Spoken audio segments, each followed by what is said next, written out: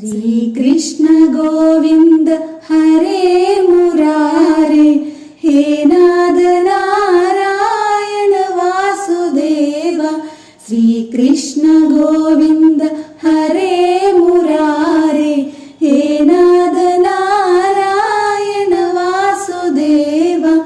अच्युतं केशवं रामनारायणं, कृष्ण दामोदरं वासुदेवं हरे। श्रीधरं माधवं गोपिकावल्लभं, जानकीनायकं रामचन्द्रं भजे। अच्युतं केशवं रामनारायणं, कृष्ण दामोदरं